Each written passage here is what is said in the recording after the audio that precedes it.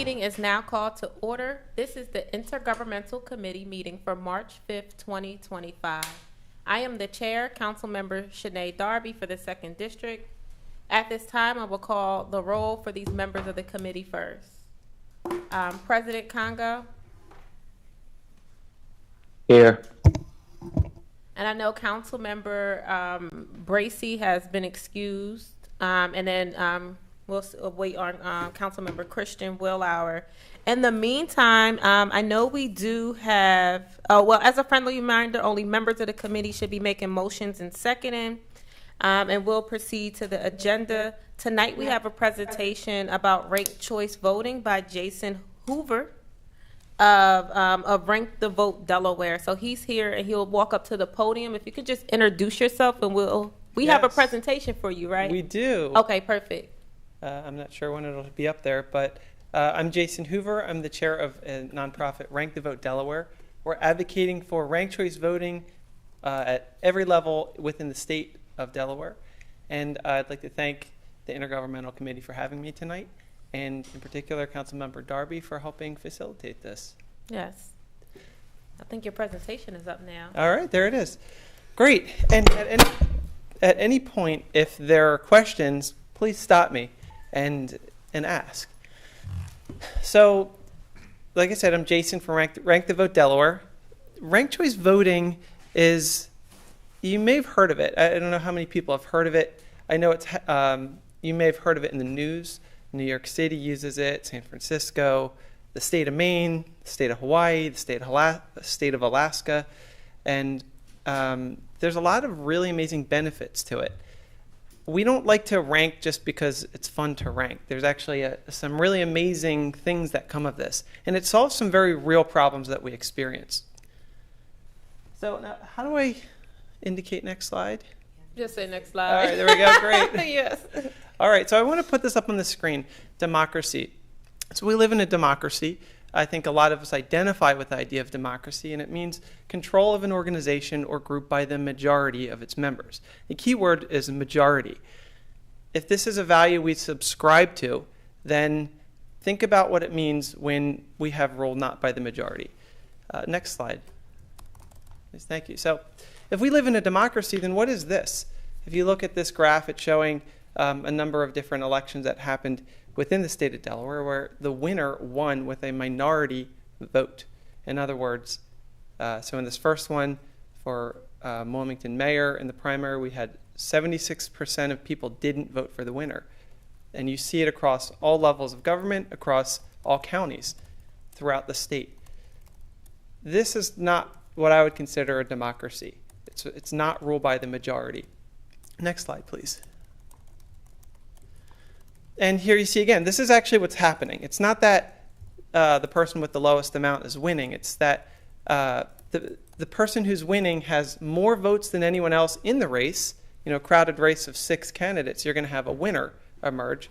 But they may not actually have the majority, meaning the majority of people didn't vote for the winner. And that's a major problem. Next slide, please. So the plurality is the winner by more than 50%. What we actually live in is we have a plurality system. It's winner with the most votes. So the most doesn't always mean the majority, and that's the problem. Next slide, please. So under a plurality system, we have this thing that I would call an inverse reaction to change. So here's the situation. Let's say we have somebody who's in office and they have a very low approval rating. People don't like them. The lower their approval rating, the higher the need for some sort of change, the higher the need for people to run for office. So someone with a low approval rating is going to cause lots of people to run for office. Now, the more people that run for office, the more the vote gets divided up, and the less likely there will be a change that we need. So in this system, we have someone with a 20% approval rating, and all of the 5 other candidates, each getting 16% of the vote, ends up canceling each other out, and nobody can get above that 20% threshold. Next slide, please.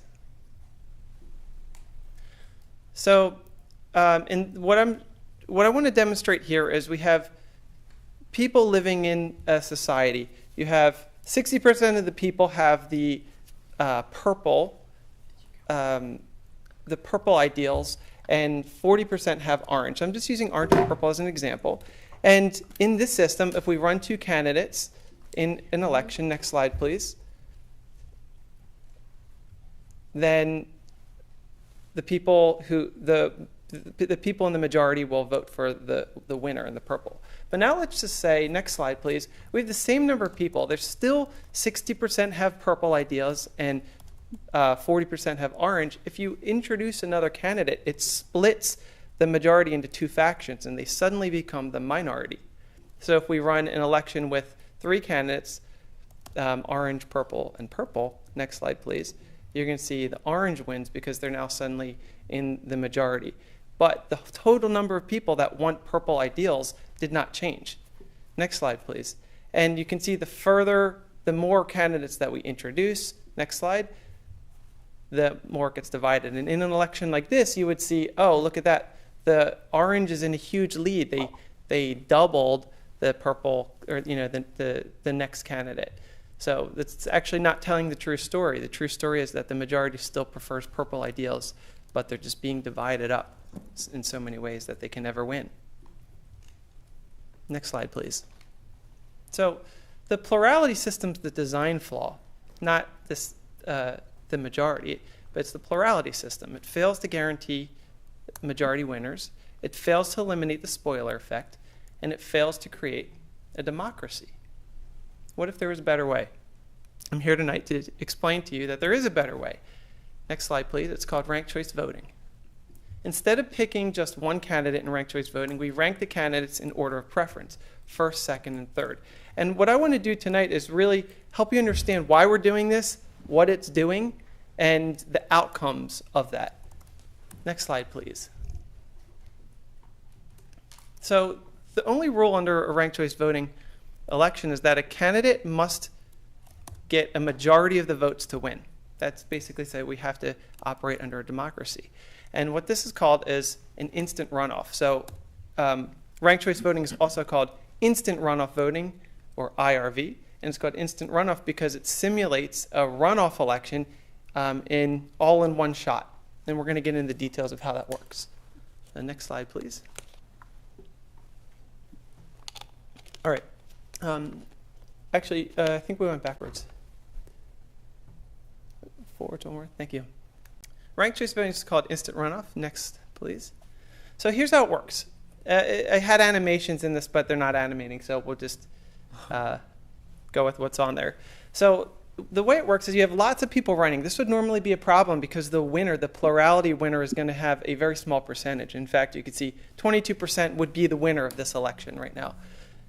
Because the one rule is you have to have a majority to win, what we would do is we would eliminate the least popular candidate, and then we run a whole other election. So people go back to the polls and they vote again with one fewer candidate. Next slide, please. So now we have one fewer, we run it again, and still there's no majority winner. So we look at all the totals, we identify the least popular candidate, we eliminate them, and we hold a third election. And we keep doing this where we eliminate a candidate and we go back to the polls and vote again for it. Eliminate, go back until a majority is achieved. So you can see that it's a thoughtful process. It makes a lot of sense, but doing it this way would cause a lot of problems. Next slide, please. Runoffs are great, but they're very time consuming. They're expensive to run elections. One election is expensive enough, let alone if we have to run 8, right? And they require people to turn out over and over and over again, which is a huge problem. I mean, we have a hard time getting people to turn out for primaries, especially on off elections or off years. Next slide, please. So what we're doing here is what ranked choice voting does is it simulates that whole system, but you only have to show up once. You go to the polls, you fill out your ballot, and then it's as if we ran many elections all at one moment. And so this is what a normal ballot would look like. And in Maine, they have ranked choice voting. So if you hit next, let's see if that animated. Oh, it didn't. Okay.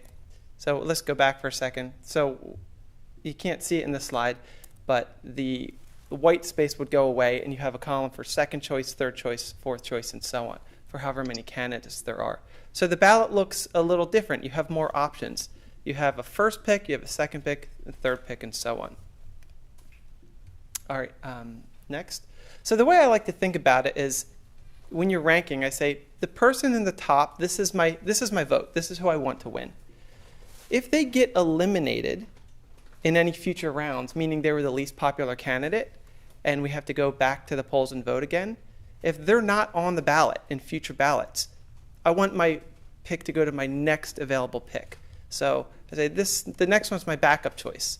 And if they're not available on that ballot, then this is my next backup choice, and so on. And you go down the list until you get your first backup choice that's available.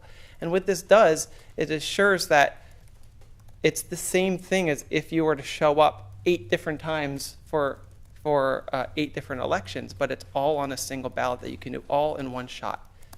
Next slide, please. Now, what's great about ranked choice voting is it's what's called a representative voting system. What that means is it doesn't give one party or one faction an advantage over the other. It means that whatever people believe in, that's what the outcome will be. It represents the electorate. Next slide, please. So here you could see if we were to run this ballot that we were looking at before, in a purple district, a purple candidate will always win. That's the thing. Because the majority believes in purple, after the first round there's no majority, they run a second one. After the second round there's no majority. After the third round, they voted purple. Purple will always win in a purple district, right? Orange will always win in an orange district. It doesn't give one an advantage over the other. Next slide, please. Is that a question? Or? No, I think he needs to be muted. Okay. Ranked choice voting has lots of other benefits. So let's get into them. Next slide, please. So this is my favorite benefit, is that when you run under a ranked choice voting election, candidates suddenly are incentivized to find common ground. In normal elections, we focus on our differences, and this is what causes us to have so much vitriol towards each other. We are incentivized to find our differences and focus on them. In a ranked choice voting election, you need people not just to vote you as the first pick, but also the second pick if you can. And if you can't get the second pick, go for the third pick.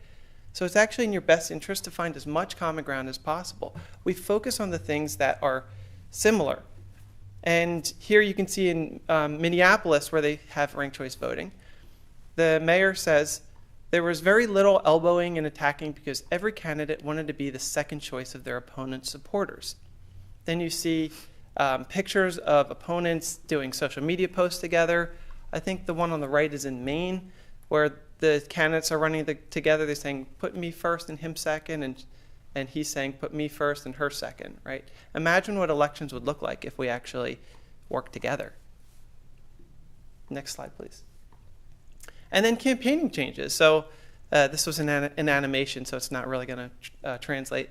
But normally when you're canvassing and you see someone with a candidate sign in their yard that doesn't match who you're supporting, you're not going to even bother to hit their door, right? But under ranked choice voting, you actually have a reason to engage. You could say, I know you want them first, but let's talk about why you want this person second. Imagine what that would do to repair the division that we're experiencing today. Next slide, please. So ranked choice voting is a real practical solution. It eliminates spoilers and vote splitting, which we went over. It ensures majority support, and it changes the tone of our elections. And it will transform politics in Delaware. Next slide, please. Here's some other advantages. So what we're looking at here is cities that implemented ranked choice voting, and there's a control here. So you could see the control is on the left, it's purple, and the left side, the orange, is after ranked choice voting. They have a higher percentage of people of color winning as compared to the right side where there's very little change. So the right side is the control, the left side is the outcome. We also have better representation of women in city councils. Like I said, it's a representative democracy, and 50% of our population are women. So we should expect to see that type of representation in office. Before ranked choice voting, you see a disproportionate representation of men, and after, you have a more balanced representation. Next slide. So who endorses this? Sounds like a crazy idea, right? Well, we have people of major parties and all in between. Next, please. We've got in University of Delaware, Democrats and Republicans, the Green Party, the Libertarian Party. At the time it was Delaware United. Now it's Working Families Party, Network Delaware. And most importantly, the League of Women Voters. They did a study and they endorsed ranked choice voting to be used across all elections in the state. Next slide, please. And this has been used around the world for over 100 years. Lots of different countries use it, and they have been using it. Next, please. Next slide, please. Thank you. And in the United States, it's growing popularity as well. I mentioned some places that have it. Lots of cities in California, Utah, believe it or not, Maine, Florida, D.C. D.C. just went through the first round of approval. Alaska, Hawaii, and Maine use it statewide. So it's used in some capacity in 28 states.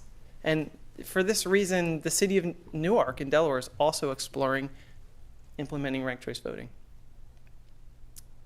Next, please. And then you could see this graph is just showing adoption over time.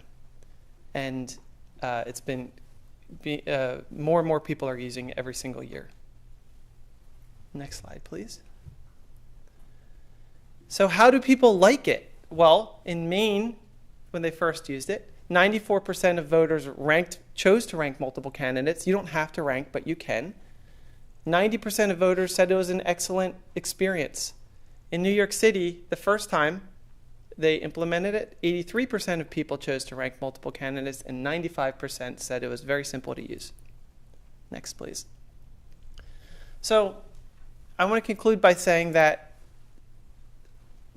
we are in our communities to make our communities a better place. This is why you all are here as leaders.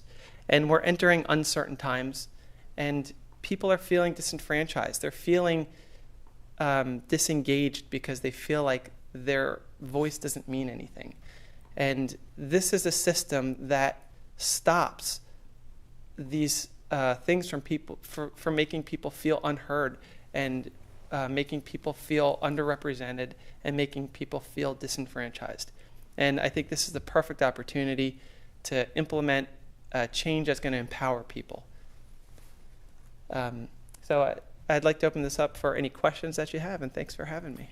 Yes, no, thank you for that presentation, as I have sat on some meetings and heard this and think it's a great idea.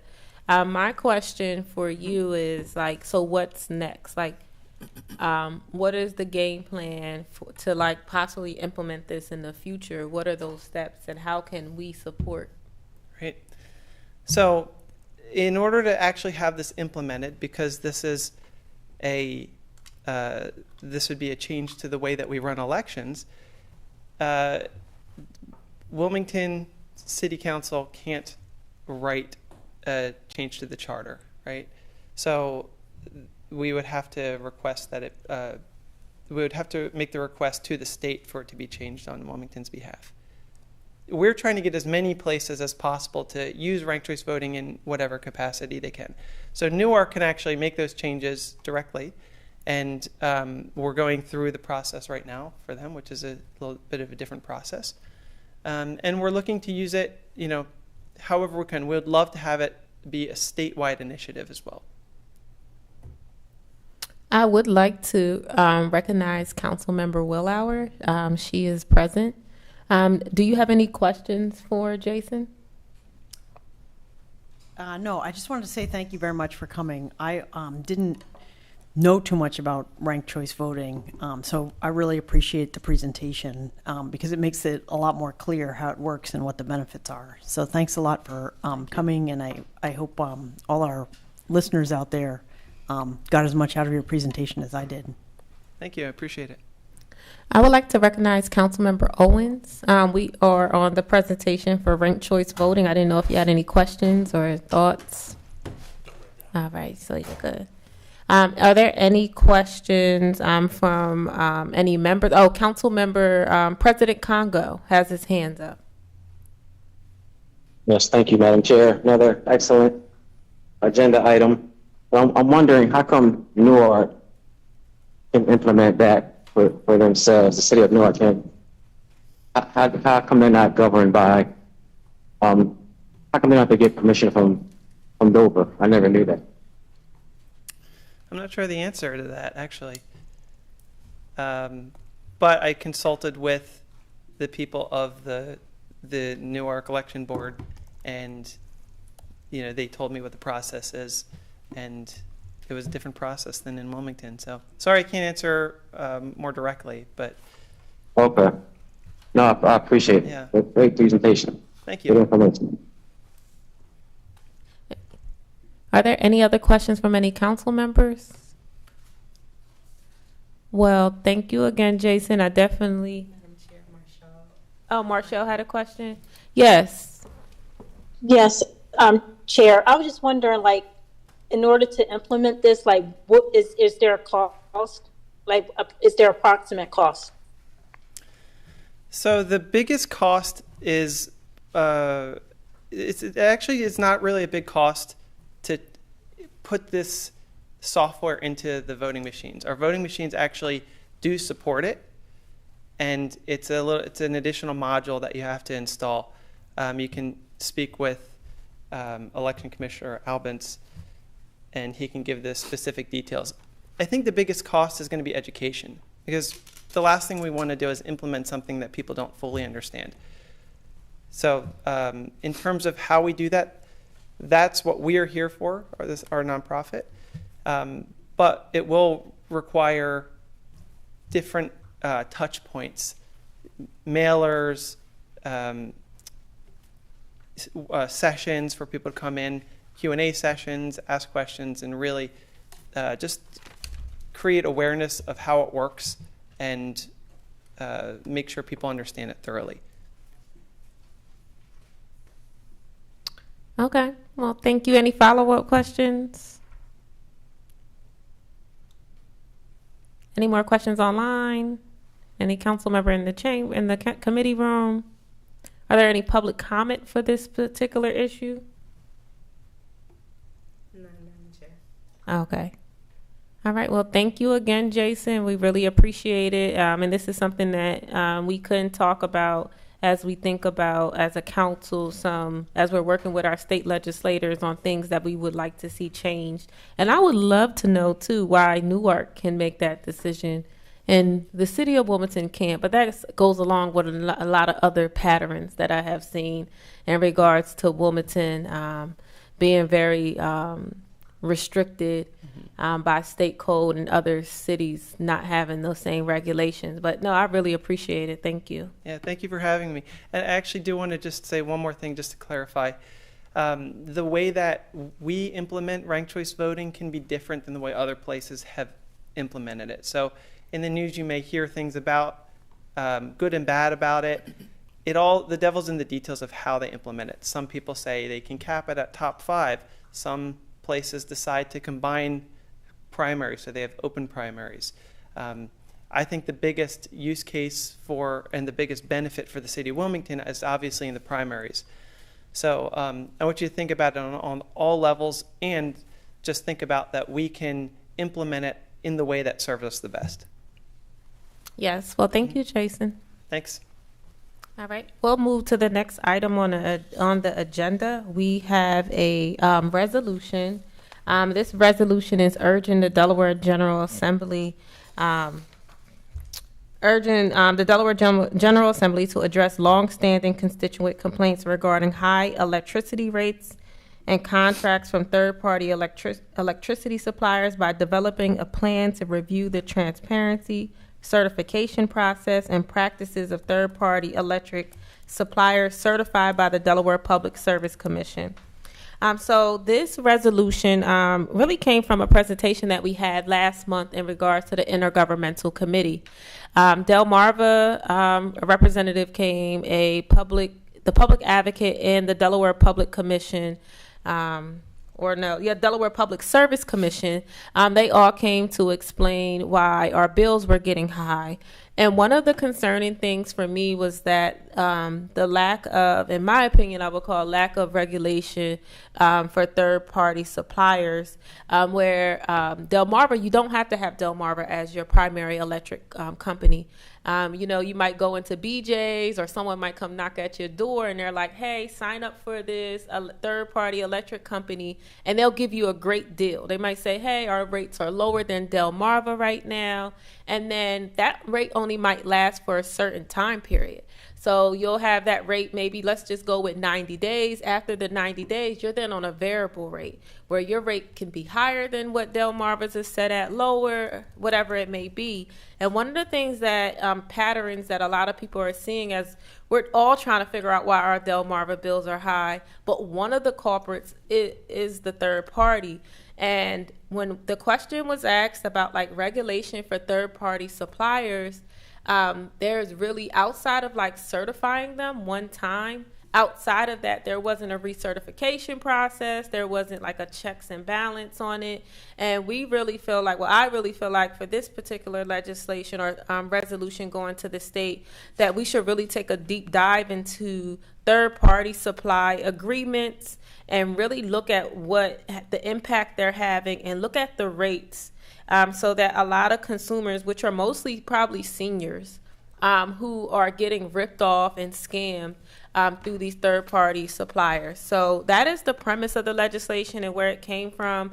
I'm looking to work with and been talking to some state representatives who are talking about different packages or bills on the state level to kind of provide immediate relief and talk about sustainability long term in regards to what's happening with Delmarva. So I've been in conversations with them about this and hoping to get some support on this particular legislation, but they're also concerned about the third-party suppliers and what that means for constituents in their bills. So that is the premise of it. So I can open it up to my colleagues if you guys have any questions, any council members or comments. Councilmember Willauer. Thank you, Madam Chair. I just want to thank you for bringing this up. The Intergovernmental Committee where we talked about Delmarva bills was, I guess, last month. And this definitely came up. So I'm really happy to see you turn around a resolution based on the concerns that were raised by residents at that time. And my only question is this resolution a replacement from the resolution that you put forth last month around asking the Delaware State Legislature to have Delmarva not shut off people's electricity for back due bills as a result of the high, the very, very high bills? No, this is the second resolution. Oh, thank you very much, Madam Chair. I think that makes a lot of sense. Thank you. You're welcome. Any other questions from council in the committee room? Any comments? Anyone online? No, Madam Chair. All right. Open it up for any public comment from anyone in the committee room or online. All right, so ordinance are required to be voted out. However, resolutions do not. So we are going to move this resolution to possibly be voted on in the next city council meeting. We'll keep you updated on what actual date that's going to be. Any other thoughts or questions before we close out from any committee members or council members? All right. Well, is there a motion to adjourn? So moved. No motion, Chair. It's not a quorum, so. Oh, my bad. Sorry. So I guess we have a good night. Yeah. Y'all have a good night. All righty. Thank you.